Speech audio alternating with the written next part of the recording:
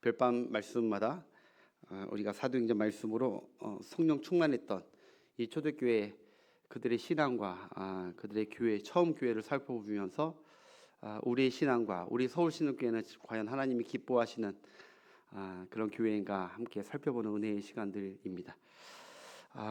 많은 사람들이 그런 얘기하죠. 우리가 초대교회로 돌아가자, 초대교회를 본받자, 이렇게 모든 교회의 슬로건입니다. 캐치프라이즈고 초대교회로 돌아가자. 우리가 말하는 그 초대교회는 어떤 교회인가? 바로 이 예루살렘 교회죠. 처음 주님께서 말씀하셨던, 예언하셨던 예루살렘 교회. 이렇게 지금 보니까 막 부흥이 막 드러내 보이는 이 예루살렘 교회, 그것을 처음 교회라고 하고, 또 특별히 이 예루살렘 교회가 처음 선교지로 세운 교회, 이 안디옥 교회도 이제 나중에 얘기하겠지만 그것도 처음 교회입니다. 선교를 위한 교회.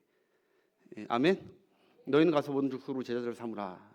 그래서 내가 너에게 가르쳐온 것을 지키라, 세례를 주고 지키라 했던 그 안디옥 교회. 거기서부터 이제 선교가 또 교회가 태어나고. 그러니까 처음 교회는 예루살렘 교회뿐만 아니라 안디옥 교회 두 가지를 다 처음 교회라고 이렇게 생각하면 돼요.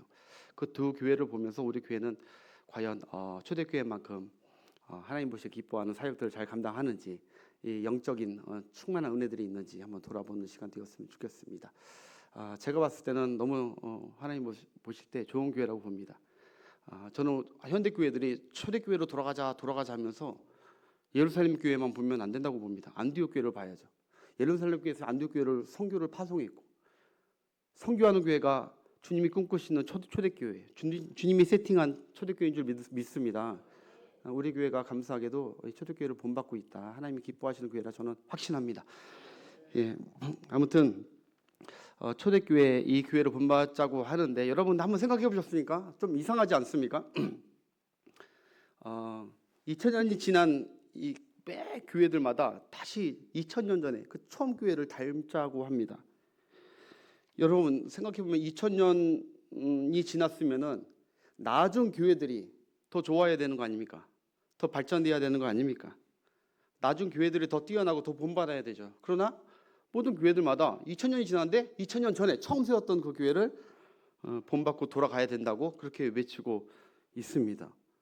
이것이 좀 아이러니하죠. 왜냐하면 여러분, 예를 들어서 핸드폰 아이폰이 출시된 지가 그 2007년도에 출시됐습니다. 지금부터 20년 전이죠. 그럼 여러분 묻겠습니다. 아이폰 처음에 출시됐던 20년 전에 2007년도에 출시됐던 그 아이폰이 더 좋을까요? 아니면 20년이 지난 지금 아이폰 몇 가지 나왔죠? 이게 더 좋을까요? 지금이 더 훨씬 성능이나 여러 가지 부분에 아주 탁월하고 품질도 좋고 빠르죠. 그러니까 돌아갈 필요가 없이 지금이 갈수록 더 좋아지기 때문에 돌아갈 필요가 없는 거예요. 예전 지우고 싶죠. 자꾸. 핸드폰뿐만 아니라 여러분 자동차도 마찬가지 아닙니까? 소나타 같은 경우도 몇 년 전에 처음 나온지는 모르겠는데, 소나타 1세대가 있었고 지금 소나타 7세대인가 8세대까지 나왔어요. 그러면 다시 옛날 1세대 걸로 차가 다시 제품 만들고 돌아갈 필요가 있어요, 없어요? 안 팔려요, 그러면. 벤츠도 마찬가지죠. 벤츠가 지금 처음 1세대 S클래스 1부터 지금 9세대까지 나온 걸로 알고 있는데, 세상은 그렇잖아요. 처음으로 안 돌아간단 말입니다. 마찬가지로 교회도 2000년 전 처음 교회보다 갈수록 더 뛰어나야 되는데, 왜냐하면 더 많이 연구하고 더 많이 신학자들이 더 하고 더 발전시키고 그랬는데, 왜 전 세계 교회들이 초대교회를 모델로 잡고 비슷해야 된다고 이렇게 이구동성으로 얘기하느냐? 이것을 기억해야 돼요. 그것은 여러분, 주님께서 작정하시고 처음에 가장 좋은 교회를 만들었기 때문에 그래요. 주님께서 작정하시고 앞으로 이거보다 더 좋지 않은 처음부터 아예 좋은 교회를 하나 딱 만드신 거예요. 그러면서 앞으로 모든 교회가 딴 길로 가지 말고 성경 말씀에 처음 교회 세웠던, 하나님이 디자인하고 가장 아름답게 세웠던 사역을 아주 하나님 보시 기뻐했던 이 교회대로 사역을 하라고 처음 교회로 돌아가기를 주님이 원하시는 거예요. 아멘. 그리고 처음 교회와 처음 성도들을 표본 삼으라는 것이죠. 엉뚱한 교회, 지금 이렇게 막 세련되는 엉뚱한 교회나 아니면 WCC 교회나 이단 교회 이런 것들을 본받지 말고 그런 거 시스템 하지 말고 점점 발전해 간다니까 그거 따라가려고 하지 말고 주님과 주님의 교회 처음부터 완전하니까 이 교회로 본받으라는 거예요. 가정도 마찬가지예요. 가정도 지난주에 설교가 우리 최초의 다시 시작된 그 방주 노아의 가정을 다시 우리가 살펴봤잖아요. 아담의 가정. 지금 가정이 더 잘되고 더 세련되고 더 발전되는데 더 악해진 이 상황에 성경은 우리에게 괜히 기록된 게 아니죠. 처음 가정으로 하나님께서 온전하게 디자인한 그 가정. 우리 조기용 목사님 나오셨네? 조금 들리세요? 할렐루야. 예. 영빨이 세시더라고요, 성교사님께서. 그렇게 했을 때, 우리 교회가 뭐가 지금 잘못되고 있는지를 돌아볼 수가 있는 것이죠. 아멘? 하나님은 성경에 기록된 것들은 그냥 의미 없이 기록된 것이 아닙니다. 여러분, 이런 교회가 있습니다. 이 최영기 목사님이라고 미국에서 휴스턴에서 교회를 했는데 20년 만에 처음 가정교회에서부터 시작해가지고 1,000명 넘는 교회로 빠르게 성장했던 그분이 쓰셨던 이런 오래된 새 교회라는 책이 있어요. 오래된 새 교회. 좀 말이 어간이 좀 그렇죠. 오래된 새 교회. 이분이 주장한 게 이제 처음 교회로 돌아가야 된다라는 것을 주장하면서 가정교회부터 시작했는데 하여튼 초대교회 말씀 그대로 했대요. 초대교회 그대로 했는데 하나님께서 똑같이 역사해 주시더라는 거예요. 그분이 근데 이 책자 중에 이런 얘기가 나와요. 제가 한번 따왔는데요. 여러분 말굽 있죠, 말굽. 말이 밑에 잘 달리라고 말굽을 편자라고 하잖아요. 편자. 이 편자라고 하는데 이런 아마 지어낸 얘기 같은데요. 한 주인이 마구간 말 주인이 자기 종에게 신실한 자기 종에게 내가 3일간 어디 여행 다녀올 테니까 내가 이 말굽을 줄 테니까 말굽 하나를 줍니다. 이 말굽하고 똑같은 말굽을 100개를 만들어 놔라. 3일 동안 100개를 만들어 놓으라고 해요. 그래서 종이 알겠습니다. 주인님 걱정 말고 다녀오십시오. 3일 뒤에 주인이 돌아와 보니까 이 말굽을 정말 열심히 해가지고 100개를 만든 거예요. 그런데 자세히 보니까 주인이 보니까 이 100개가 다 똑같은 게 아니라 100개가 다 다른 거예요. 말굽이 다 달라. 모양이 저렇게 다 조금씩 다 다른 거예요. 똑같은 게 하나도 없는 거예요. 그래서 주인이 물어봤죠. 야, 아유, 너 뭐 어떻게 하다가 이게 다 똑같아야 되는데 왜 다 다르냐? 이거 어쩌다가 만들었길래 어떻게 만들었길래 이게 모양이 다르냐? 그렇게 얘기하니까 그 종이 주인님이 주셨던 처음 그 말굽 가지고 열심히 해서 두 번째 말굽을 만들었고 또 두 번째 거 가지고 열심히 해가지고 세 번째 걸 만들고 세 번째 거 가지고 또 열심히 붓다 가지고 네 번째 걸 만들었다는 거예요. 그렇게 만들어다 보니까 같을까요? 틀릴까요? 달렸다는 거예요. 그래서 이 어리석은 종아, 첫 번째 거 갖고 두 번째 거를 만들고 두 번째 거 갖고 세 번째 거를 만드는 것이 아니라 첫 번째 거 갖고 두 번째 거 만들고 다시 세 번째 것도 첫 번째 거 갖고 또 만들고 네 번째 것도 첫 번째 거 보고 만들어야 되는데 그렇게 만들려고 첫 번째를 모델을 준 건데 왜 이렇게 만들어요? 또 다시 만들어라고 첫 번째 걸로. 그런 얘기가 나와요. 무슨 말인지 이해가 되시죠? 여러분, 한마디로 초대교회 거를 보고 그 다음에 안디옥 교회가 나오고 그 다음에 안디옥 교회에서 그 다음에 안디옥 교회 거를 보고 빌립보 교회가 나오고 빌립보 교회를 보고 고린도 교회가 나오면 안 된다는 거예요. 초대교회 거를 보고 안디옥 교회가 나왔으면은 그 다음에 안디옥 교회가 세운 빌립보 교회는 안디옥 교회가 아니라 초대교회 거를 보고 다시 교회를 세우면은 그것을 또 파송하면은 고린도 교회가 빌립보 교회를 보는 것이 아니라 다시 초대교회를 보고 세우기를 주님이 원하신다는 거예요. 그래야 성령 충만한 능력 있는 교회가 된다는 거예요. 주님의 증인의 교회. 그런데 그렇게 안 하는 교회가 되면은 100교회면 100교회가 다 달라지는 거예요. 그런데 만약에 빌립보 교회도 이 교회 담고 초대교회 담고 모든 교회들마다 초대교회를 담다면 100교회가 다 똑같은 거예요. 주님은 그래서 초대교회를 담기를 원하시고 기뻐하시는 줄 믿으시기 바랍니다. 그래서 교회가 100년 후가 지나도 1000년 후에 세운 교회라도 2000년 후에 세운 교회라도 처음 예루살렘 교회를 표본 삼고 닮아가야 모든 교회가 다 같은 주 그리스도의 몸된 교회로 능력 있는 교회로 세상에 정말 칭찬받는 교회로 그렇게 하나님께 영광 돌리게 될 줄 믿습니다. 그래서 여러분 교회들마다 문제와 갈등이 생기면 뭐가 잘못됐는지 옆 교회를 보고 옆에 어떤 성도나 옆에 교회를 보면서 벤치마케팅 하려고 하지 말고 초대교회를 봐야 됩니다. 예. 이건 한번 제가 처음부터 짚고 가고 싶었는데 이제야 이제 오늘 직분자 세우는 거거든요. 이거를 지금 짚고 꼭 넘어가야 되기 때문에 처음 교회를 펴야 된다. 교회를 임직자를 세울 때도 일꾼을 세울 때도 현대교회는 이렇게 일꾼을 세우니까 이렇게 일꾼을 세운다 하면 안 되는 거예요. 주님이 기뻐하시는 일꾼들이 아니에요. 초대교회에 입각해서 일꾼을 세우는 것이 주님의 뜻이고 그런 교회를 통하여 주님은 더 능력 있게 일을 하시는 것이겠죠. 그러면 그때 그 역사와 그 부흥이 동일하게 이 암사동에도 우리 주변에도 그대로 일어나게 될 줄 믿습니다. 그 부흥이 어떤 부흥입니까? 7절 한번 보겠습니다. 7절 시작. 하나님의 말씀이 점점 왕성한 예루살렘에 있는 제자의 수가 더 심히 많아지고 허다한 제사장의 무리도 이 도에 복종하니라. 아멘. 어떤 목사님들은 그래요. 굉장히 교회가 수적으로 부흥하는 게 목적이 아닙니다. 질적으로 먼저 부흥을 해야죠. 틀린 말은 아니지만요. 그러면서 뭔가 수적 부흥은 뭔가 굉장히 그것을 추구하는 것은 세속적인 교회인 것처럼 얘기하는데 그거 잘못된 것입니다. 반드시 성령 충만한 교회는 하나님 기뻐하시는 교회는 수적 부흥이 반드시 일어납니다. 뭔가 멋있는 말처럼 보이지만 여러분 그런 거에 속지 마십시오.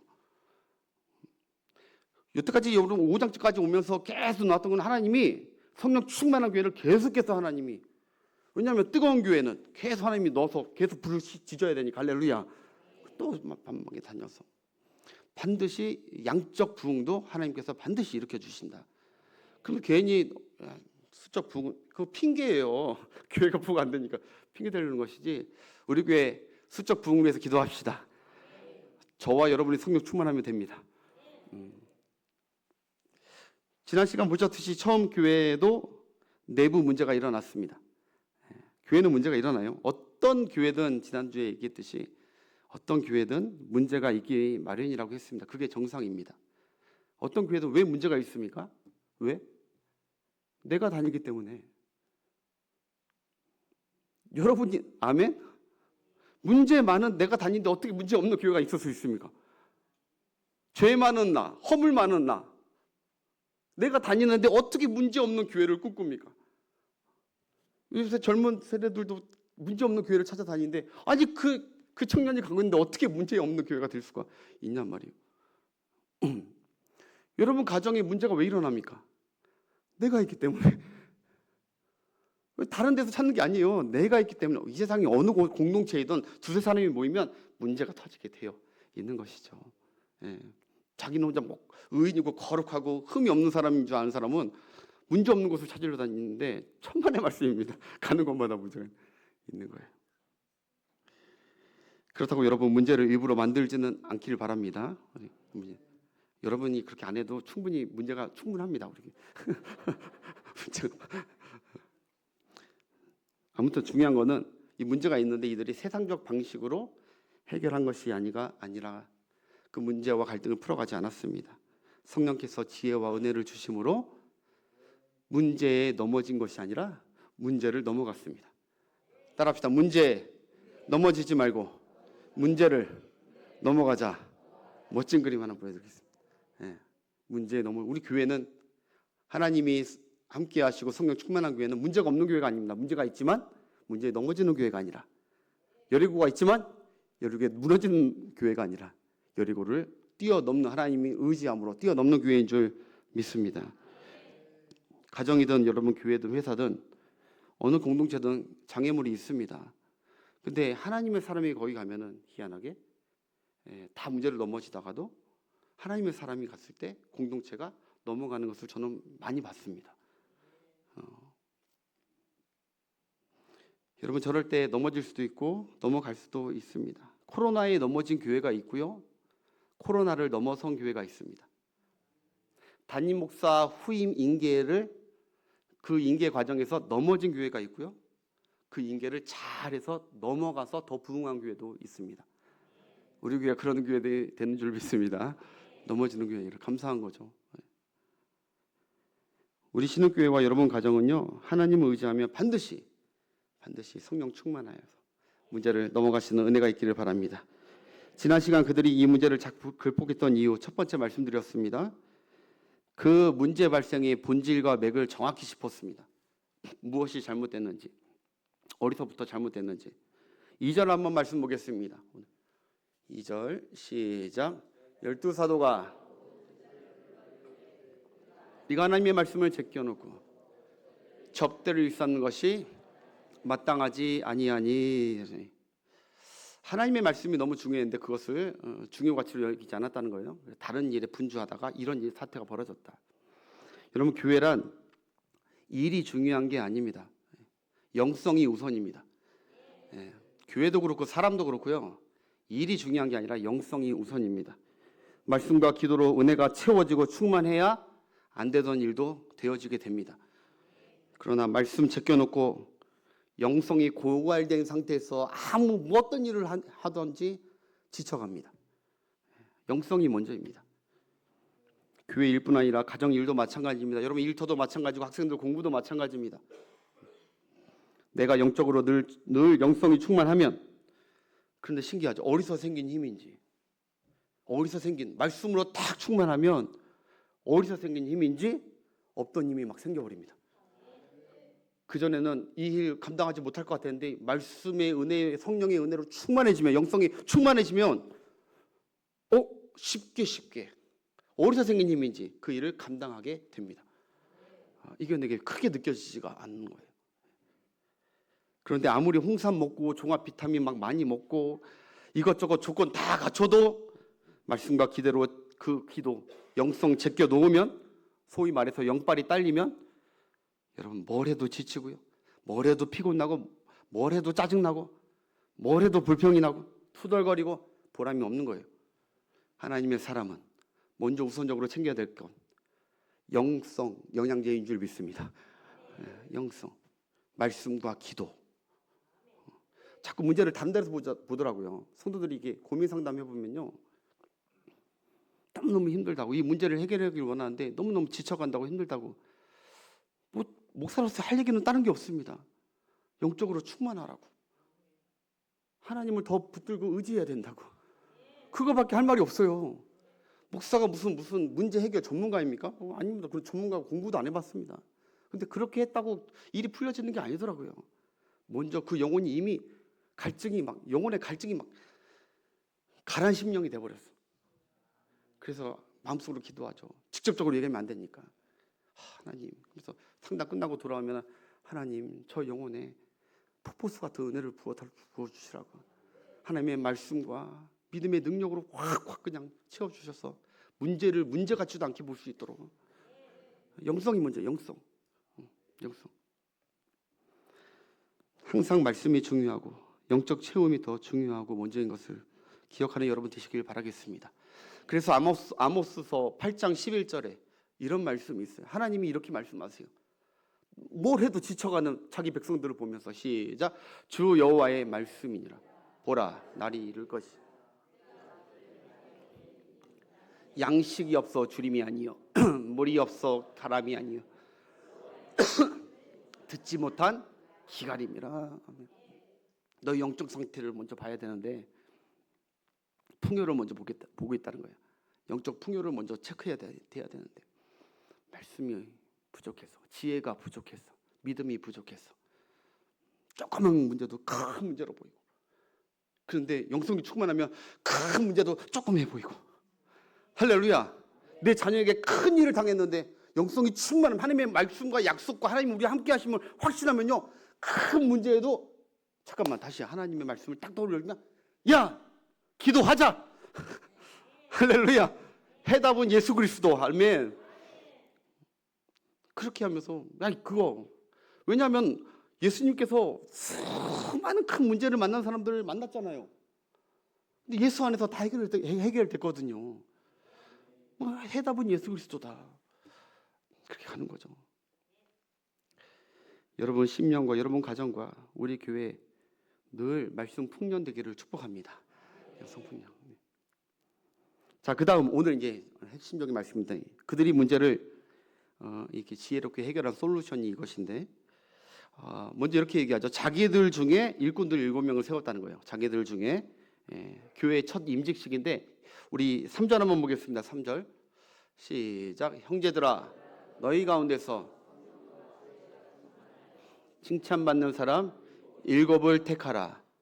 우리가 이 일을 그들에게 맡기리라. 아멘. 어떤 분은 너희들 가운데에서 택해라 했기 때문에 가운데 앉아야 된다고. 가운데 가운데 앉으면 뽑힌다고. 그런 뜻이 아니죠. 너희 가운데서 택하라는 것은 교회 일꾼은요, 어떤 기업이나 스포츠 용병처럼 외부에서 전문가를 데려와서 일꾼으로 세우는 것이 아니라는 것입니다. 바로 함께 예수 그리스도를 구주로 고백했던 그 공동체, 믿음의 공동체, 가족 안에서, 우리들 안에서 하나님의 일꾼, 리더격을 뽑으라는 것이 하나님의 명령입니다. 3절에 여러분, 우리 중에 칭찬받는 사람, 맡길 만한 사람이라고 해요. 칭찬받는, 아무나 세우면 안 된다는 거예요. 기준을 얘기하는 거예요. 오늘 성경은. 성경 기준은 없지 않습니다. 성경은 다 은혜다, 다 은혜다 그러지 않습니다. 주님의 못된 교회는 분명한 기준과 질서가 있습니다. 명령이 있습니다. 칭찬받는 사람, 맡길 만한 사람 뽑으래요. 인기 많은 사람, 유창하게 말을 잘하고 밥도 잘 사주고 얼굴 잘생기고 돈 많고 이런 사람 아닙니다. 많이 배워서 아는 게 많고 이런 사람 아닙니다. 교회에 오래 다닌 사람도 아닙니다. 이것은 우리 교회가 돌아봐야 됩니다. 냉혹하게. 주님이 기뻐하시는 임직을 정말 우리 교회가 제대로 된 일꾼을 뽑으려면 교회에 오래 다녔다고 저는 뽑지는 않을 것입니다. 분명한, 저는 이 성경 말씀대로 해보려고 합니다. 아멘. 우리 중에 어떤 칭찬과 어떤 인정을 받는 자들을 뽑아야 될까? 그 일꾼 세움의 3가지 기준을 오늘 말씀하고 있습니다. 첫 번째, 3절에 보니까, 3절 5절에 보니까요, 이렇게 나와요. 어떤 사람이냐? 바로 성령이 충만하고, 그 다음에 지혜가 충만하고, 5절 한번 떼주세요. 5절에 보면은 믿음이 충만한 자를 뽑으라는 거예요. 성령이 충만하고, 믿음이 충만하고, 지혜가 충만한 사람. 여러분, 하나님께서 여러분들 그렇게 보시고 여러분들 직분으로 뽑으신 줄 믿습니다. 지구문으로 들어가려고 하지 마세요. 하나님께서 여러분들을 그걸로 인정하시고 뽑으신 거예요. 성령 충만. 여러분 됨됨이로 본 게 아니라 이 능력을 계속해서 주시기 위해서 여러분을 뽑으신 것이죠. 첫 번째, 믿음이 충만하다는 것과 두 번째, 성령이 충만하다는 것. 이것 한마디로 영성이 충만한 사람을 잘 보고 뽑으라는 거예요. 차이가 있다면 이거예요. 성령 충만과 믿음 충만의 차이가 무엇이냐? 여러분, 믿음 충만, 믿음이라는 게 무엇이냐? 믿음은 바로 내가 하나님을 붙잡는 것입니다. 믿음이 충만하다는 것은 내가 다른 어떤 것보다 하나님을 꽉 붙들고 있는 사람, 이게 믿음이 충만한 사람입니다. 믿음이 충만한 사람. 하나님을 굳건히 붙잡고 하나님을 굳건히 의지하고 사는 사람이 믿음이 충만한 사람입니다. 믿습니다. 성경 열독, 이게 믿음이 충만한 게 아니라 내가 하나님을 꽉 붙들고 있는 사람. 나를 붙잡고 사는 사람이 아니라 십자가를 붙잡고 사는 사람, 하나님의 사랑을 붙잡고 사는 사람, 하나님의 말씀을 붙잡고 사는 사람, 이 사람이 믿음이 있는 사람, 믿음 충만한 사람이에요. 여러분, 다윗이 골리앗 앞에서 그는 자신을 붙잡지 않았습니다. 주변 환경을 붙잡지 않았습니다. 골리앗 붙지 않았습니다. 그는 오로지 하나님만 붙잡고 나갔습니다. 그 믿음이 충만한 거예요. 그게 승리를 주시잖아요. 다른 사람들은 하나님 붙잡지 않았어요. 형편을 봤죠. 골리앗을 봤죠. 그러나 다윗은 어떤 상황에도 하나님을 꽉 붙잡았어요. 믿음이 충만한 거예요. 여러분, 믿음 충만한 일꾼들로 하나님과 사람들에게 인정받는 여러분 되시길 축복합니다. 두 번째, 성령 충만은 무엇이냐? 믿음 충만은 내가 하나님을 붙잡는 것인데, 성령 충만은 어떤 것이냐? 어렵지 않아요. 하나님이 나를 붙잡고 있는 거예요. 이게 성령 충만한 거예요. 하나님이 나를 어떤 상황에서도 붙잡고 계시고 붙잡고 쓰고 계시는 사람, 이게 성령 충만한 사람이에요. 방언을 막 샬라 많이 한다고 해서 그 은사의 선물이지 그게 증표가 되는 게 아니에요. 성령 충만은 누가 보더라도 저 사람 하나님이 들고 쓰시네 하시는 사람이 성도가 성령 충만한 성도예요. 네. 오늘 이 논점만 확실히 잡고 기도불을 확 잡고 기도하는 여러분 되었으면 좋겠습니다. 하나님의 영이 그 사람을 늘 붙들고 쓰고 있는 사람이에요. 삼손처럼,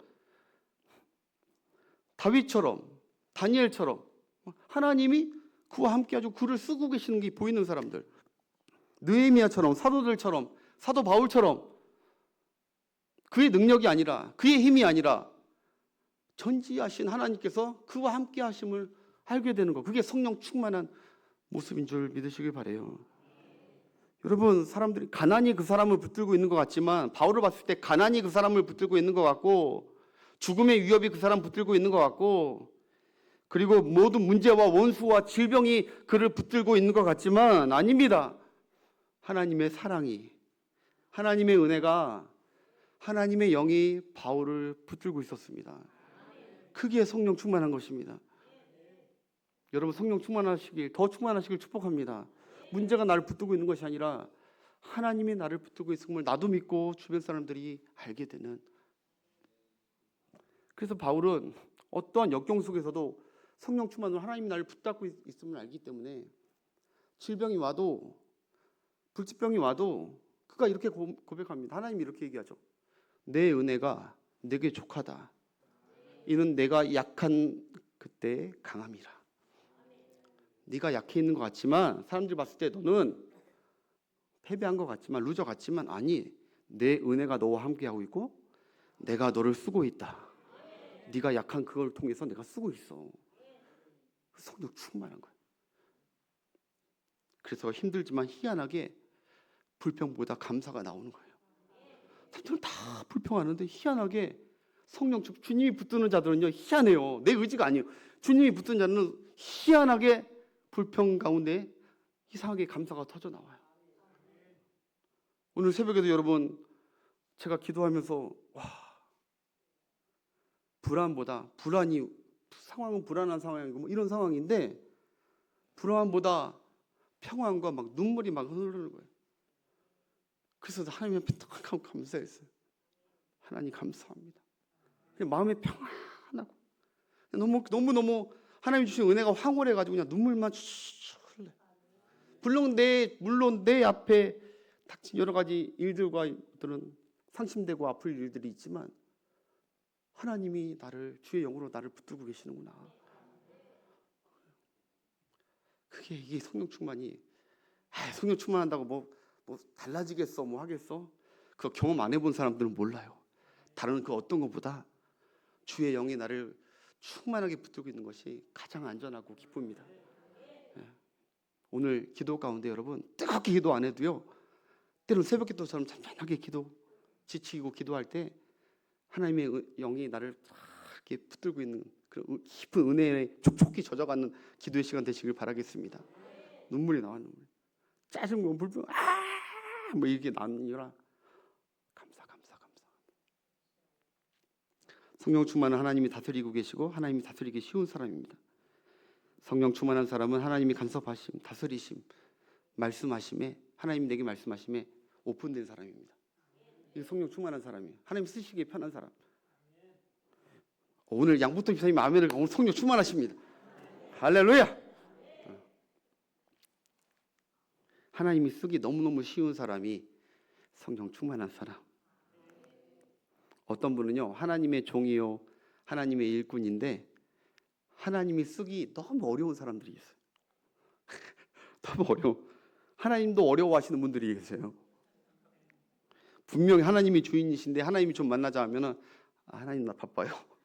나 바빠 죽겠어요. 뭘 또 나를 이렇게 부르십니까? 하나님 좀 기다리시라고, 개인 생활 좀 보장해 달라고. 내가 봐서 내게 유익이 되면 하고 유익이 안 되면 안 하겠다고. 하나님이 막 뭐 일을 시키고 싶은데 막 눈치를 봐야 되는 사람이 있어요. 막 합리적으로 따져보고 막 갈지 안 갈지, 순종할지 안 할지만, 하나님이 일 시키기 굉장히 힘든 사람, 성령 충만하지 못한 사람, 이런 분들은요, 하나님도 스케줄 잡고 만나야 돼. 마치 요새 MZ세대 같아. MZ세대들이 여러분 요새 주인들이요, MZ 세대들 돈 주고 쓰는데도 알바생들 눈치 본다고 하잖아요. 주인인데 쓰면서도 눈치 봐야 돼. 이 비율을 건들면 안 되고 언제 나갈지 모르니까. 그래서 어떤 분은요, 하나님께 헌금 드리면서 11조 드리면서 얼마나 하나님께 눈치 주는지 모릅니다. 아, 하나님 이번 달 뭐 내가 번 게 없는데, 쪼달리게 하셨는데, 아유 제때 저한테 임금도 잘 못 주셨는데 내가 뭘 또 드릴 게 있습니까? 이러면서 하나님도 긴장타기 맞는 이러면서 주인 되신 하나님을 얼마나 민망하게 하고 낯뜨겁게 하는 종들도 많은지 몰라요. 성령 충만하지 못해서 그래요. 그런데 여러분, 어떤 분들은요, 성령 충만해요. 믿음 충만해요. 하나님이 언제든 터치하고 간섭하시고 말씀하실 때 아멘 기쁨으로 순종하는 사람들이 있어요. 예, 하나님이 다루시기 쉬운 사람들이에요.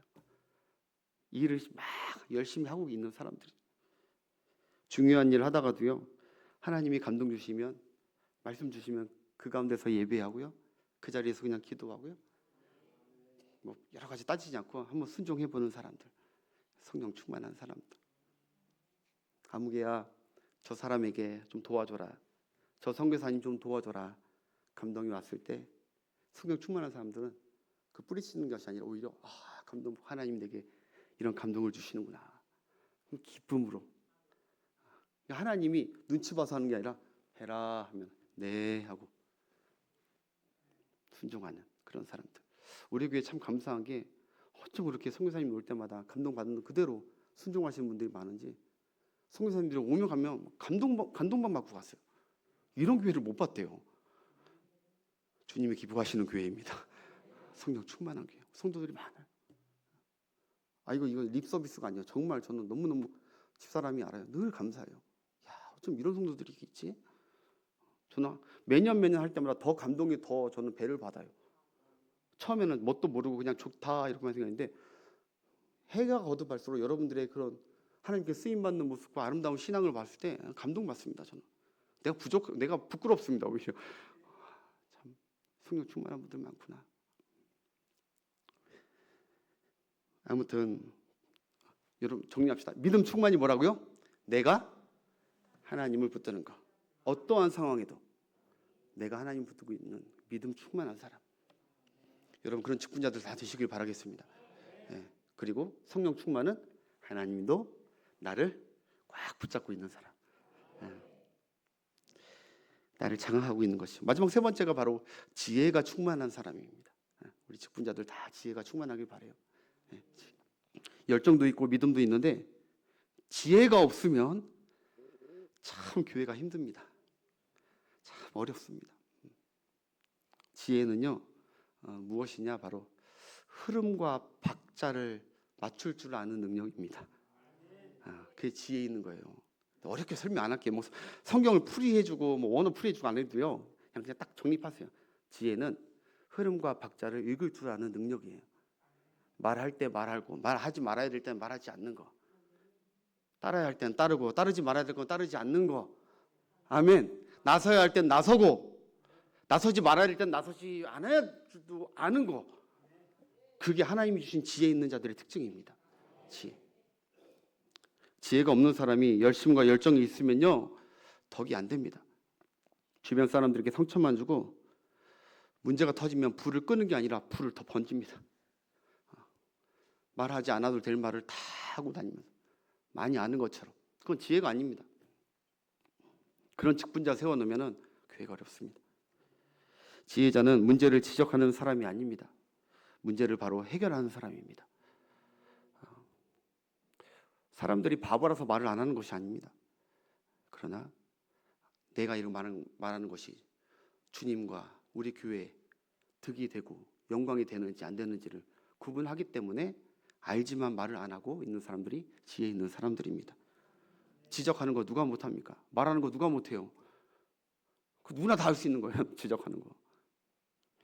지혜자는 지적하는 사람이 아니라 책임을 짓는 사람. 여러분 기억합시다. 교회는 일꾼이 필요하지 말꾼이 필요하지 않습니다. 여러분들의 공동체가, 여러분부터 시작해서 모두 다 지혜의 일꾼들로 행복한 공동체 부서들이 되시길 바라겠습니다.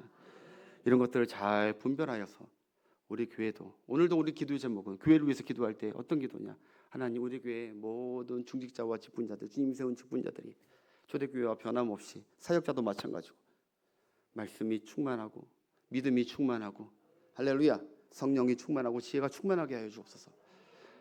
한 사람 한 사람 생각하면서 혹시 시험 당한 자들 있으면 다 생각하면서 또 다음에 우리가 어떻게 뜻이 어떻게 될지 모르겠지만 하나님 어떻게 감동하고 이끄실지 모르겠지만 빠르면 올 가을이나 아니면 내년에 우리 새로운 일꾼들을 또 세워야 되는 시점이 온 거라고 저는 생각이 들어요. 여러분 오늘도 보니까요 일이 있기 때문에 일꾼을 세우는 것이지 일도 없는데 이제 몇 년도 됐으니까 일꾼을 세운다 이것도 성경적이지 않는 것입니다. 아멘. 일이 있으니까 일꾼을 이거 명예직이 아니라고요. 일꾼을 세워서 하나님의 교회가 은혜롭고 원활하게 잘 돌아가기 위해서 성령께서 하시는 사역입니다. 근데 우리 교회 봤을 때 아니 더 이상 뭐 일이 뭐 할 만한 일이 많이 있지도 않은데 우리가 일을 열심히 하지도 않은데 일꾼을 저는 굳이 세울 생각도 없습니다. 네, 만약에 감동 주셔서 이 일이 이건 감당할 사람들이 더 필요하다 그러면 그건 하나님 주신 사인인 줄 알고 일꾼을 세우면 하나님께서 내가 하는 것이 아니라 성령께서 일꾼도 세워주시고 일꾼도 감당케 해주시고 인원수도 딱 맞게 우리 교회 은혜롭게 이끌어갈 줄 믿습니다. 예. 아무튼 앞으로 임직자 세울 때 그런 것들을 잘 오늘 유념하셔서 우리 교회를 사랑한다면 이런 좋은 일꾼들을 나하고 친하다고 세우는 것이 아니라 성가대라고 세우는 것이 아니라 돈이 많다고 세우는 것이 아니라 이렇게 차분하게 얘기하지만 가슴을 끌어올립니다. 진짜 한번 우리가 평생 섬겼던 교회 하나님 나라에 가기 전에 그냥 무미건조한 교회로 섬겼다 가지 말고 멋진 성경적 교회로 세워서 초대교회만큼 잘 섬겼다 하고 올라가는 우리가 되었으면 좋겠습니다. 지금부터 여러분 임직자 교회 잘 여러분 디모데전서 3장 10절 한번 볼까요? 3장 10절에 보면요 여기서 시험해 보라고 해요. 시험해 보라고 임직자들, 직분자들을 시작. 이에 이 사람들을 먼저 시험하여 보고 집사의 직분을 맡게 할 것이요. 아멘. 무턱대고 신앙생활을 하지 말고 교회를 사랑한다면 누가 나중에 하나님께서 세울 일꾼들인지 잘 시험해 보라는 거예요. 교회에 건강한 직분자를 세울 때 반드시 어느 기간 동안 좀 시험해 보고 눈여겨 볼 필요가 있습니다. 아멘. 고난 중에 교회의 위기 중에 그 가정과 그 인생의 위기 중에 고난 중에도 과연 하나님을 여전히 붙드는 믿음 충만한 성도인지 직분 세우기 전에 먼저 알아야 돼요. 그리고 하나님이 그를 사랑하시고 붙들고 있는 성령 충만한 성도인지 그것을 보시고 성령의 감동 따라 그 직분자를 세워서 교회가 더 왕성해지고 부흥되고 교회가 더 행복하고 활기 있고 예수 그리스도의 은혜로 충만한 교회가 되길 우리 교회가 되길 주의 이름으로 축복합니다. 그래서 마지막 5절 보면 5절 7 집사들의 이름이 나오는데 3분만 전하겠습니다. 5절 시작. 온 무리가 이 말을 기뻐하여 믿음과 성령이 충만한 사람 스데반과 또 빌립과 브로그로와 야누르와 디몬과 바나바 유대교에 입교했던 안디옥 사람 니고라를 온 무리가 이 말을 기뻐했대요. 사도들은 이제 말씀과 기도로 딱 한다니까 자기 자리를 찾으니까 기뻐했고 그리고 우리가 할 수 있는 것들을 찾으니까 이제 뽑는다고 하니까 기뻐했다는 거예요. 그리고 그들이 안수했다는 것인데 여러분 목회자가 자기 사역을 잘 찾으면은 교회가 기뻐합니다. 일꾼들도 자기 사역을 잘 찾으면 기뻐합니다. 성령이 인도한 대로 결정하면요 공동체 전체가 기쁘게 되어 있습니다. 우리가 우리 자리 찾으면 사람들이 기뻐합니다. 여러분 아버지가 아버지 자리 찾으면 가족들이 기뻐합니다. 어머니가 어머니 자리를 찾으면 가족들이 기뻐합니다. 대통령이 대통령 자리를 찾으면 백성들이 기뻐합니다. 목회자가 목회자의 자리인 말씀과 기도를 찾으면 사명 감당하면 그러면 성령도 기뻐하시고 온 교회들도 기뻐하는 줄 믿습니다. 그런데 여기 보니까 희한하게 이 7사람이 다 히브리 이름이 아니라 헬라파 이름입니다. 여러분 생각해 보세요. 그 당시에 초대교회는 절대 다수가 히브리파 사람들, 그러니까 예루살렘 이스라엘 사람들이었을까요? 아니면 헬라파 이민 온 사람들이었을까요? 대다수가 다 히브리파 사람들이에요. 절대 다수가 히브리파 사람들이었다고요. 그런데 첫 임직자를 세웠을 때 히브리파 사람들에서 세우지 않고, 사도들도 다 히브리 사람들인데 거기서 세우지 않고 헬라파 사람들 중에서 7을 세웠다는 거예요. 이거 놀라운 일입니다. 여러분, 이런 거예요. 여러분, 지금 만약에 전라도에서 처음 교회를 100년 전에 전라도에서 처음 교회를 세워가지고 큰 교회가 부흥해가지고 엄청난 교회가 됐어. 전라도에 가장 큰 교회, 전라도 제일교회가 세워졌어요. 그런데 거기에 첫 임직자를, 집사를 세우는데 경상도 사람들을 다 세운 거예요. 이해가 되세요? 이 정도로 얘기해야 이제 쇼크가 온다고요.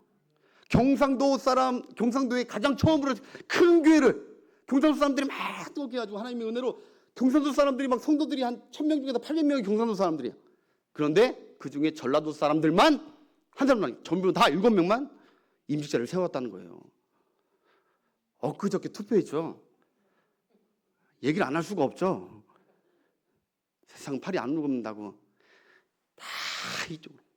그런데 만약에 전라도에서 경상도 이쪽 사람이 그래가지고 당선됐다면 사람도 놀라 자빠질까요? 안 자빠질까요?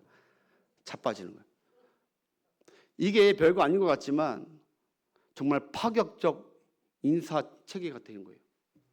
인사 발령 난 거예요. 파격적으로. 즉 이 말은 무슨 말이냐? 이 직분은 사람이 세운 게 아니라 성령이 세웠다는 거예요.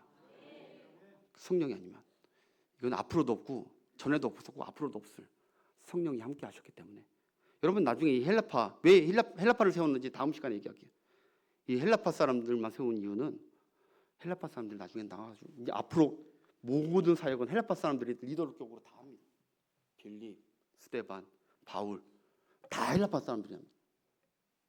그 이유는 나중에 설명을 드릴게요. 자, 기억합시다. 첫 번째, 우리가 다 직분자고 주의를 잘 감당해야 되는데, 첫 번째 따라합시다. 믿음 충만하자, 성령 충만하자, 지혜 충만하자. 한 가지 더, 주님을 사랑하고 성도들을 많이 사랑하는 여러분 되시길 바랍니다. 사랑이 있어야 여기에 아멘 하고 들어오지, 사랑도 없는데 맡겼네, 일 중독으로 해야지 아니라 성령은 9가지 열매가 사랑과 희락과 화평과 온유함과 충성해서 사랑으로 더 잘 감당하시는, 장관 감당하시지만 여러분 되시길 주의 이름으로 축복합니다. 오늘 싱어분들 앞으로 나오셔서 우리 함께 찬양합시다. 오늘 두서없이 얘기했지만 답은 성령 충만입니다.